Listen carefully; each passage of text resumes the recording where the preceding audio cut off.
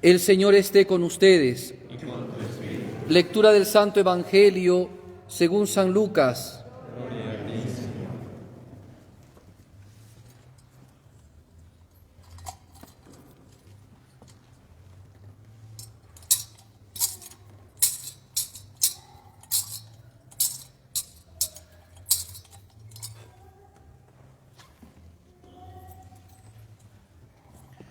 En aquel tiempo dijo Jesús a sus discípulos: Yo he venido a prender fuego sobre la tierra y ojalá estuviera ya ardiendo. Tengo que pasar por un bautismo y qué angustia hasta que se cumpla. ¿Piensan ustedes que he venido a traer paz a la tierra? No, sino división. En adelante una familia de 5 estará dividida, 3 contra 2, 2 contra 3. Estará dividido el padre contra su hijo y el hijo contra su padre, la madre contra su hija y la hija contra la madre, la suegra contra la nuera y la nuera contra la suegra. Palabra del Señor.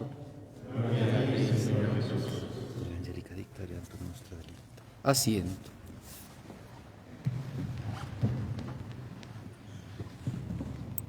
Muy queridos hermanos, en Cristo nuestro Redentor, este texto que acabamos de escuchar es, podríamos decir, por lo menos polémico, porque aquí Cristo está diciendo cosas que son muy radicales y está diciendo cosas que en principio se oponen o se opondrían al resto del Evangelio. Primero, vamos a ver resumidamente, ¿cierto? Primero dice Jesucristo: he venido a traer fuego. Una persona cuando quema algo es porque quiere destruirlo, ¿no? Muchas veces los incendios, ¿no?, que nosotros vemos, los incendios en nuestras ciudades, en el campo, esos incendios que se dan, por ejemplo, en esas zonas boscosas, cuando hace mucho calor y de repente se empieza a prender el bosque, y esos son incendios que arrasan, destruyen naturaleza, destruyen fauna, flora y contaminan el ambiente de una manera tremenda, ¿no? Por tanto, por fuego podemos entender algo destructivo. He venido a traer fuego, como si fuera algo destructivo, ¿no? Puede sonar feo. Pero, ¿y cuánto deseo que arda? Segunda cosa, he venido a traer un bautismo, he venido a bautizarme, ¿no?, a ser bautizado. Y qué angustia, dice Jesucristo, hasta que venga. Eso podemos no entenderlo muy bien, pero lo que sí suena muy feo y muy mal es lo que dice Jesucristo. ¿Ustedes piensan que he venido a traer paz a la tierra? No, sino división. Hay otras traducciones que dicen espada, porque la espada divide, ¿no? División. Y entonces empieza a explicar inclusive en qué consiste esta división. En una familia van a estar 3 contra 2, 2 contra 3, el padre contra su hijo, el hijo contra su padre, la madre contra su hija, la hija contra su madre, la nuera contra la suegra. Bueno, eso no es muy difícil, ¿no? Pero lo otro sí puede ser complicado. El hecho es que nos habla de una dialéctica de oposición dura por el Evangelio, cuando por otro lado escuchamos nosotros que Cristo es el príncipe de la paz.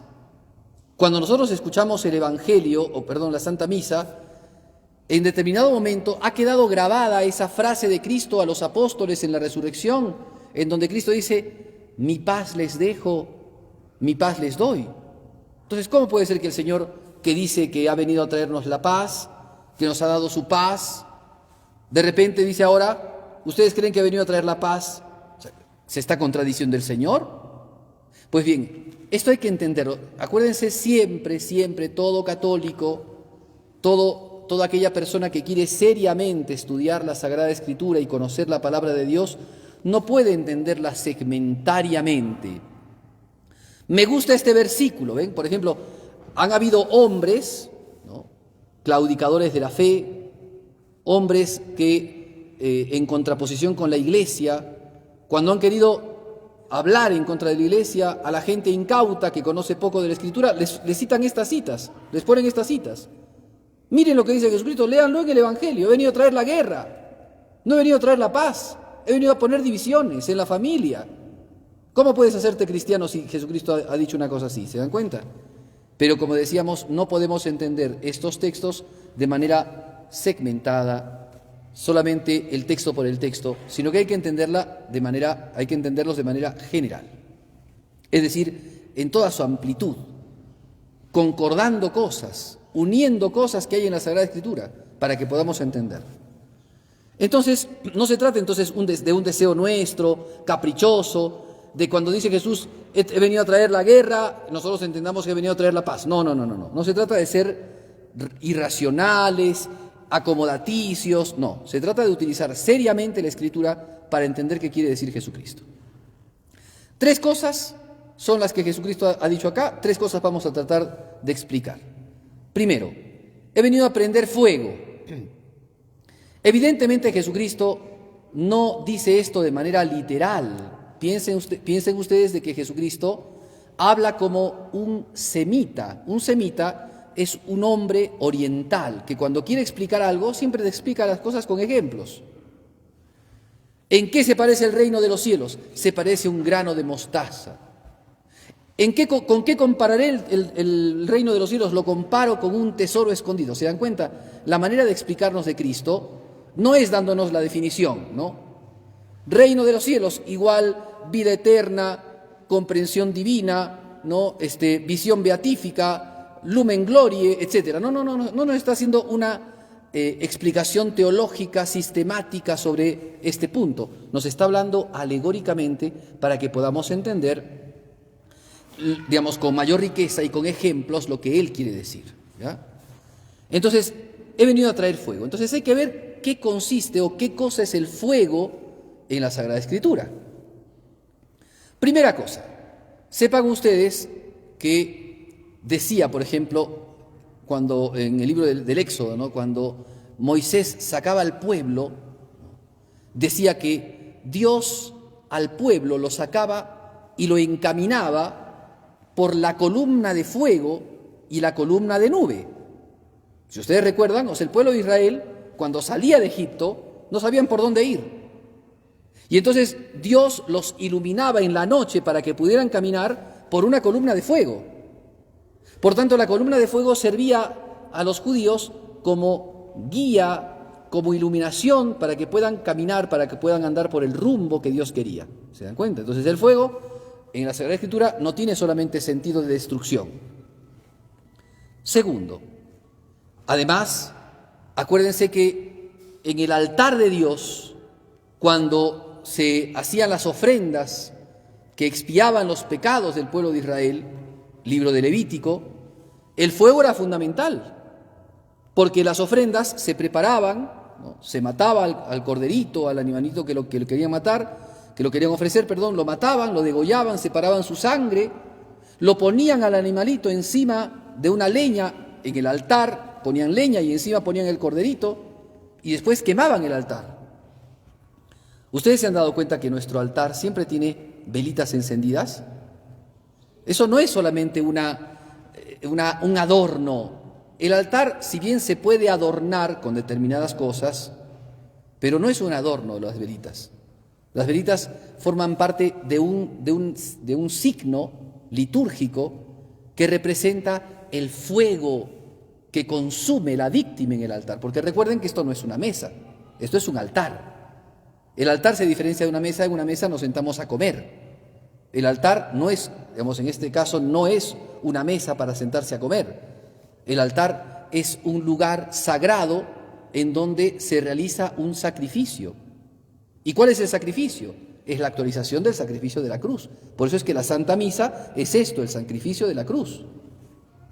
Y por eso es que como en el Antiguo Testamento el fuego era el que transformaba, ¿no?, la ofrenda y la llevaba al altar de Dios, así también en la Santa Misa, la víctima que es Jesucristo, ¿cierto? Está el fuego del altar, está manifestando la presencia del Espíritu Santo que transforma a la víctima, es decir, el pan y el vino son transustanciados en el cuerpo y en la sangre de Jesucristo.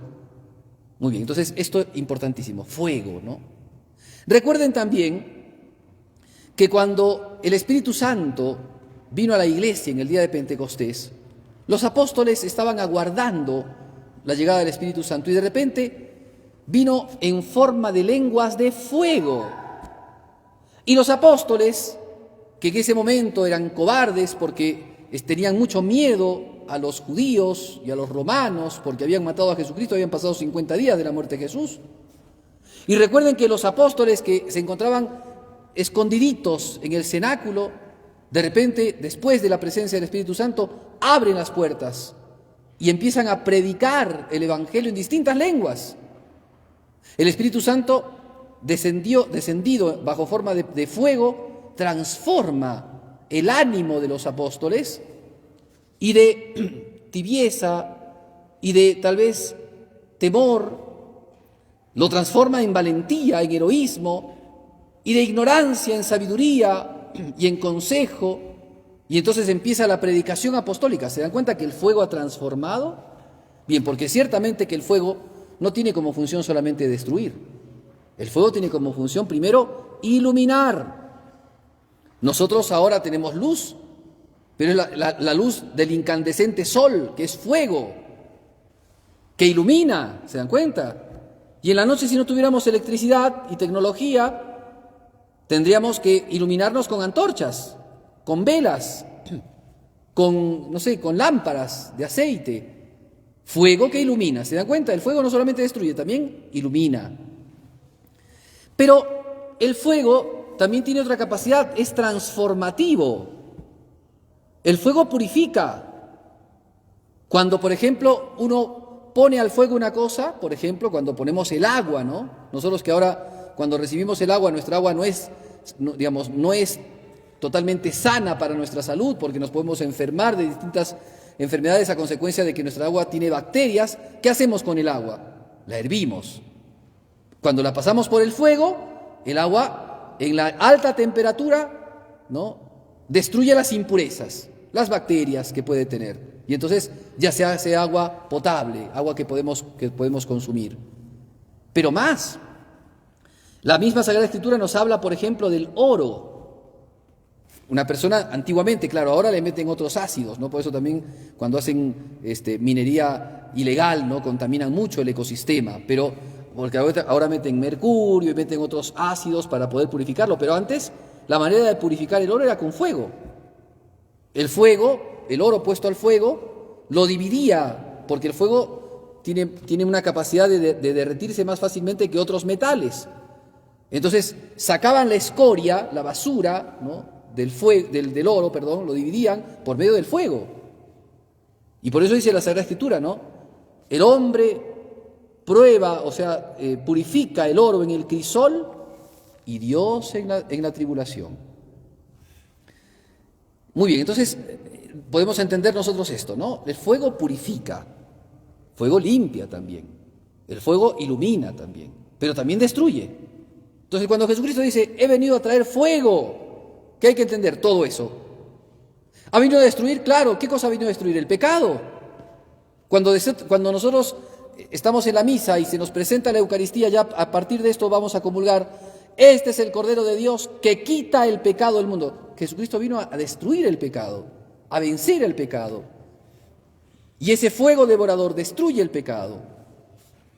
Pero ese fuego también es el fuego de Cristo, de su corazón ardiente, que nos ilumina, que enciende nuestras almas frías, que hace que nosotros cambiemos, transformemos nuestro corazón, porque aquel que escucha el Evangelio con atención no queda impávido, no queda como un oyente pasivo, transforma su alma.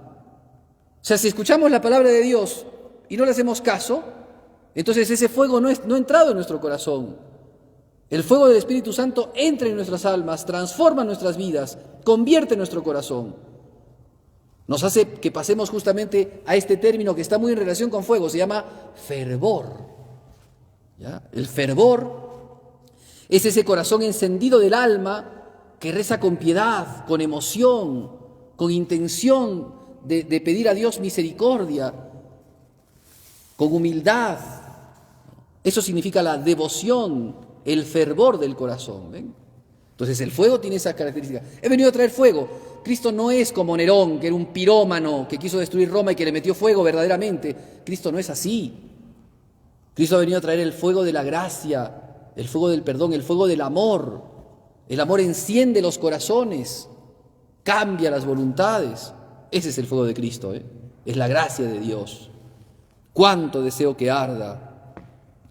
He venido a traer un bautismo, he venido a someterme a un bautismo. Claro, para nosotros el término bautismo es siempre, en relación al sacerdote que le echa agüita al niño, yo te bautizo en nombre del Padre, del Hijo y Espíritu Santo, ¿cierto? Porque tenemos esa costumbre cristiana.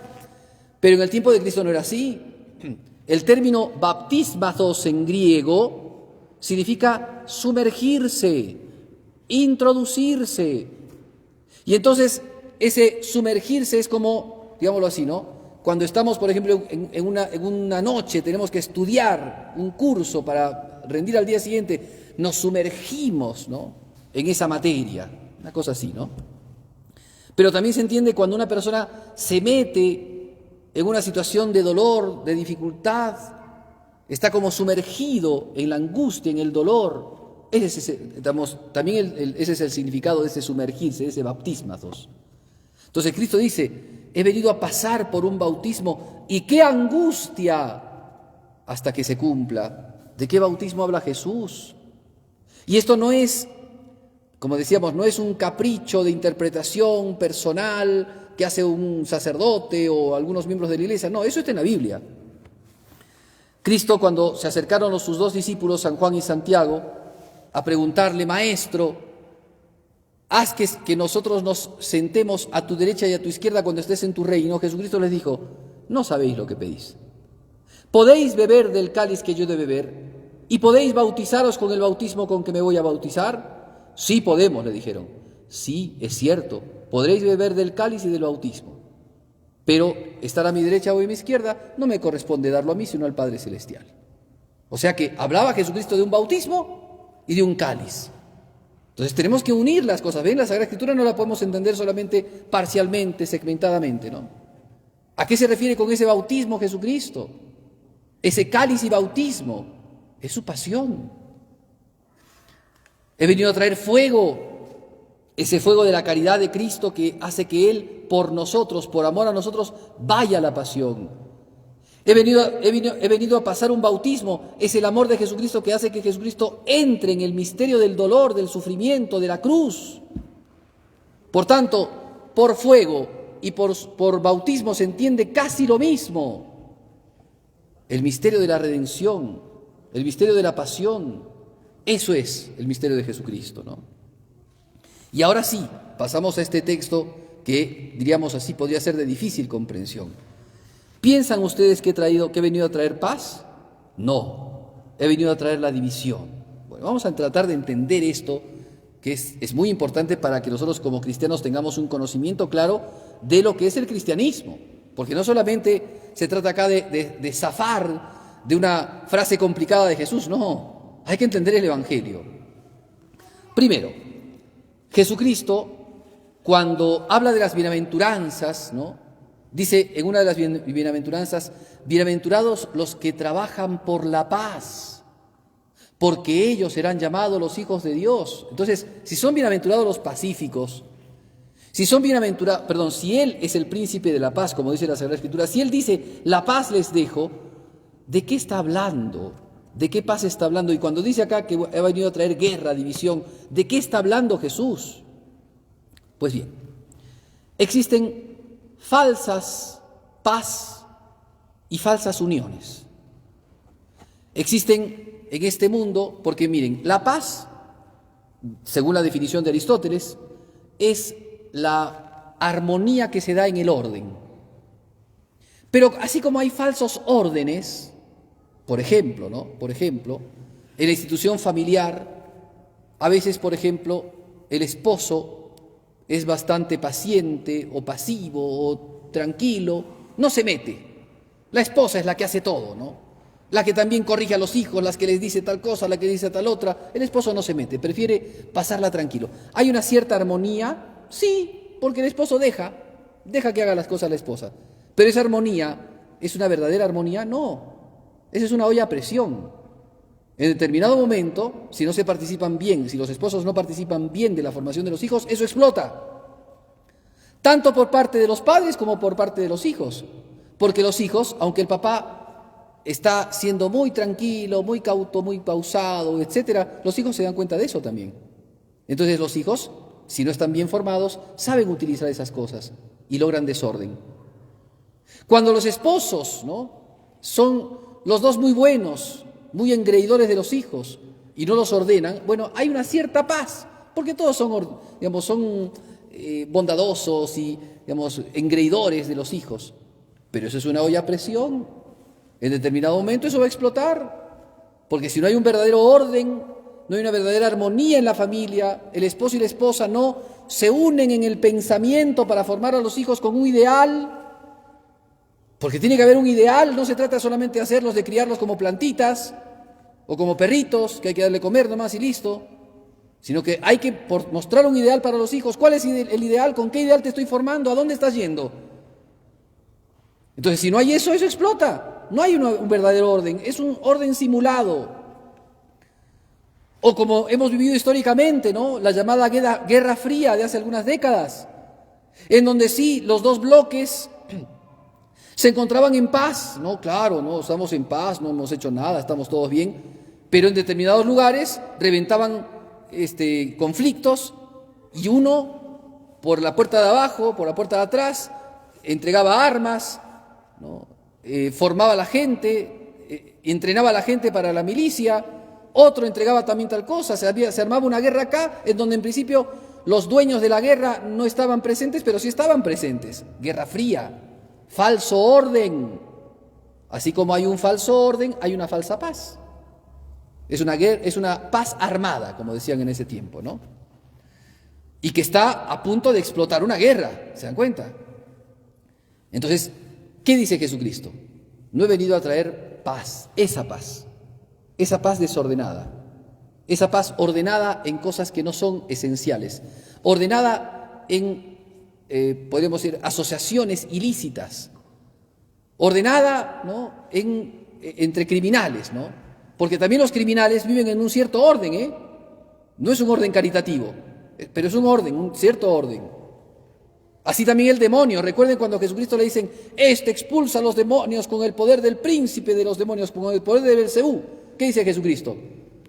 Si los demonios estuvieran en guerra armada, su reino no subsistiría. O sea que también hasta los demonios tienen un cierto orden y tienen una cierta paz. Pero esa no es la paz de Jesucristo. Por eso Jesucristo dice, no he venido a traer esa paz, no he venido a traerla. Y entonces nos enseña a los cristianos a que tenemos en nuestra vida un conflicto. Ese conflicto está, nosotros no lo hemos creado, está. Acuérdense el protoevangelio, ¿no? Pongo hostilidad entre ti y la mujer, entre tu linaje y el suyo. Tú le morderás el talón, ella te pisoteará la cabeza. Hostilidad, guerra, hay división, hemos entrado en un mundo, esto no es el cielo, tampoco es el infierno. Es un lugar en donde hay una batalla. Milicia, dice el libro de Job, milicia es la vida del hombre en esta tierra. Si no te das cuenta de eso, si pretendes vivir en paz a pesar de esto, es una falsa paz. Eso no ha venido a traer Jesucristo, de ninguna manera. No he venido a traer esa paz viciosa, esa paz de confabulaciones, esa paz de asociaciones ilícitas, esa paz no he venido a traer. He venido a traer espada contra esa paz, división contra esa paz, porque esa no es la verdadera paz. ¿Qué paz ha venido a traer Jesucristo? La caridad. Pero miren, vino a traernos la caridad. Él vivió gran caridad con nosotros, compasión en su vida pública, compasión, predicación, sanación de enfermos, resurrección de muertos. ¿Qué hicieron a Jesús? Crucifícalo. ¿Se dan cuenta? No he venido a traer la paz, he venido a traer la guerra, porque ciertamente los hombres que están inclinados a este tipo de paz, porque sus intereses son pecaminosos, porque no quieren a Jesucristo, ellos están continuamente en pie de guerra contra Jesucristo. Pero aquel que ha venido a traernos la paz, la verdadera paz, nos dice, vamos a tener hostilidades, va a haber divisiones, y en una familia va a haber divisiones. ¿Por qué? Porque muchas veces el padre va a querer inculcar a sus hijos vida cristiana, y sus hijos van a ser reacios, tercos, caprichosos a la vida cristiana. Y otras veces los hijos que han descubierto una lucecita en sus estudios, en su catequesis, en su piedad, van a querer predicar también a sus padres el Evangelio. Y sus padres van a ser reacios, van a rechazar el Evangelio. Eso quiere decir Jesucristo. No que el Evangelio sea malo y que genere divisiones. No que Cristo sea aquel que vino a dividir y reinar, de ninguna manera. Pero Cristo viene a traernos la paz verdadera, y esa paz verdadera en muchos genera el conflicto. Primero, de la lucha contra el demonio. Porque el campo de batalla más importante del cristiano no es la plaza de armas.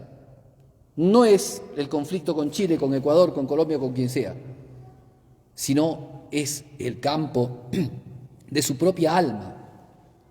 Ahí se da la verdadera batalla, el verdadero combate contra el demonio, contra sus insidias. ¿No nos pasa a nosotros que, por ejemplo, si tenemos envidia en el corazón, podemos estar muy en armonía con la gente, saludarnos, tratarnos bien, de besito por acá y de besito por allá? Pero si acá en nuestro corazón hay envidia, hay celos, hay codicia, hay odio, ¿hay paz? No hay paz, no existe la paz ahí. Uno puede estar aparentemente bien con las personas, pero ¿cuántas veces no hemos escuchado esa frase que dice, ojos vemos, corazones no sabemos? Voy a ser más bíblico. Con la boca bendicen, con el corazón maldicen. Sagrada Escritura, ¿eh? ¿Podemos encontrar eso? Claro que sí. ¿Esa persona vive en la paz? ¿Esa persona vive en la auténtica paz? No. Su corazón está lleno de rencores, de rencillas. Su corazón está continuamente lleno de púas. Y entonces lanza veneno al prójimo cuando mejor puede. Aparentemente está todo bien, pero de repente, ¡pum!, le lanza su ponzoña al prójimo para hacerle daño, con sus palabras, con sus gestos, con sus actitudes, con su serruchada de piso. ¿Esa es la verdadera paz? Esa paz no ha venido a traer Jesucristo. Ha venido a traer guerra contra eso, contra la hipocresía, contra esa codicia aparentemente puesta con buenas intenciones, como ese Judas mal habido, de mala entraña, que cuando Santa María Magdalena echó el perfume de nardo en Jesús, se rasgó las vestiduras diciendo, mira cómo hemos echado a perder este perfume, 300 denarios podría haber costado este perfume y le podríamos haber dado a los pobres. ¿Y qué dice San Juan el Evangelista? Era ladrón y era mentiroso Judas. No quería el dinero para los pobres, quería guardárselo él, pero aparenta, ¿no? Aparenta la piedad a los pobres, ¿no? La caridad con los pobres. ¿Por qué no ayudas a los pobres? ¿Por qué no ayudas tú? ¿Se dan cuenta? Entonces, por eso, esa falsa paz que hoy día está en nuestro mundo, ¿no? Que hoy día pulula en el mundo. Falsa paz. Ese respeto que le llaman hoy día tolerancia, que no es la verdadera tolerancia que brota de un corazón que soporta lo que no puede cambiar. Una cosa es soportar lo que no puedes cambiar. Otra cosa es promover una cosa y aplaudir una cosa, ¿no? Pues miren ustedes hoy día cómo nuestra sociedad, ¿no? No solo nos enseña a tolerar, sino a permitir, a aplaudir y a decir, no pasa nada. Es una sociedad abierta, es una sociedad open mind, ¿no? Que todo lo acepta. El pecado. Y el pecado ya no es pecado, es una cosa buena. ¿Se dan cuenta? Hay un corrupto, un infiel, ¿no? Infiel en el sentido de que es infiel a su esposa, adúltero, se quiere lanzar a presidente. No hay problema, si total como presidente puede ser muy bueno. ¿Se dan cuenta? No hay drama, ningún drama, es recontra bueno, ¿no? Aunque le canten el bebito fiu fiu, ¿no? No hay problema. Total puede ser buen presidente, pues es bebito fiu fiu para unas cosas, pero es buen presidente en otras cosas. ¿Se dan cuenta? Qué pena, ¿se dan cuenta? Una sociedad que exige una tolerancia malsana y que por otro lado después juzga a quien ha promovido, ¿no? Porque después todos nos rasgamos las vestiduras farisaicamente. ¡Ah, mira lo que hace y tal cosa! ¿No? Pero después eso promovemos. Eso no ha venido a traer Jesucristo, ¿ven? Esa paz no es de Jesús. La paz que es de Jesucristo es la paz que brota de la caridad. Y la caridad hace el bien. Entonces, una manera de hacer el bien es enseñar. Otra manera de hacer el bien es compartir. Pero otra manera de hacer el bien es corregir. Pero ¿qué pasa en nuestra sociedad? ¿Ven? ¿Alguien hace alguna cosa mala? ¿Lo vas a corregir? Oye, hermano, mira lo que estás haciendo. Cambia de vida. ¿Vas a hacer eso? No. Delante de él, ay, qué bueno que estás haciendo, qué lindas cosas que haces. Vas al prójimo, mira lo que hace este desgraciado. ¿Se dan cuenta? Hipocresía, falsedad, engaño, esa no es paz. Por tanto, queridos hermanos, que descubramos, ¿ven?, el sentido del Evangelio de Jesucristo. ¿Ha venido a traer división? Sí. División contra la mentira, división contra el robo, división contra todos aquellos que quieren decir que el mal es bien y que el bien es mal. Es la peor corrupción. Contra aquellas personas que simulan ser buenos, pero que no son buenos. Por eso que hoy día nosotros nos demos cuenta de la crudeza, ciertamente, es una crudeza que tiene el Evangelio, porque es radical, no anda con medias tintas, no es un pacifismo barato, no es un pacifismo, digamos, de creer que todos son todo y que la mentira es verdad y que la verdad es mentira. No es eso la paz que cree Jesucristo. Cristo nos ha venido a traer la verdad, porque Él ha dicho, yo soy la verdad, y nos ha venido a traer la caridad, y esa caridad significa predicar la verdad. Cueste a quien le cueste, con parresía, es decir, con valentía, sin miedos, sin tapujos. Así lo hizo siempre la Iglesia y así lo hará siempre. Que la Santísima Madre de Dios, la Santísima Virgen María, nos conceda a todos la gracia de vivir el Evangelio, de conocer el Evangelio y de hacer esa violencia que quiere Cristo, primero contra nosotros mismos que a veces cometemos esos pecados, contra las tentaciones, violencia contra el amor propio, contra el juicio propio, que destruye el corazón de los hombres, contra ese deseo infame de creerse más que los demás y de hacer daño al prójimo. Contra eso ha venido Jesucristo y contra eso debemos ir nosotros también. Pidámosle a la Virgen nos conceda la gracia de conocer este Evangelio de paz, que lucha contra las falsas paces y que nos da la gracia de vivir en la verdad, esa verdad que no la merecemos, pero ciertamente Dios, por su misericordia, nos la ha dado. Pedimos estas gracias a la Virgen.